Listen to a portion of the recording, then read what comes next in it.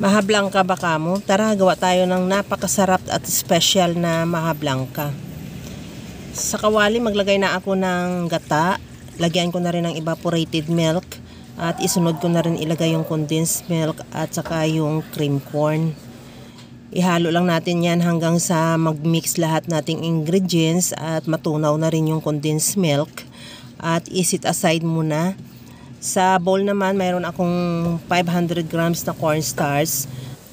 Maglagay na rin ako ng royal para dyan natin tunawin yung ating cornstarch. Pero kung ayaw mo ng royal, pwede namang tubig lang kung gusto mo lang ng plain. Pero mas masarap din pag mayroon pang ibang flavor. Ihalo lang natin hanggang sa matunaw yung cornstarch. Pagka tunaw niyan, ilipat na natin ulit doon sa ating kawali na may gata mixture.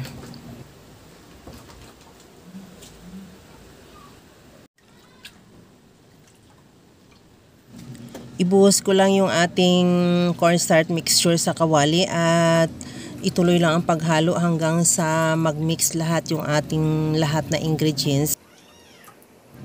Tikman ko na rin kung okay na yung timpla niya dahil pag nagsimula na tayo magluto, hindi na tayo pwede maglagay pa ng dagdag na asukal or kung ano man kasi mahirap na tunawin yan ng asukal pagka malapot na yung ating maha blanca.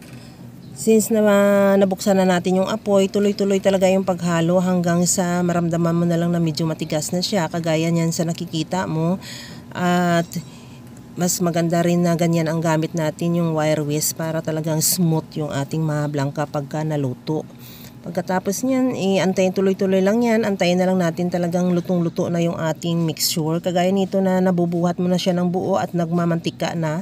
Malalaman mo naman dahil medyo shiny na yung ating maha blanca. Kagaya niya, nakikita mo, shiny na siya. Uluto na yan. At ilipat na lang natin yan sa ating molder or sa ating lagayan kung anumang mayroon ka dyan. Ilagay ko na lang yan sa ating lagayan dahil ito ay ambag ko to doon sa aming outing.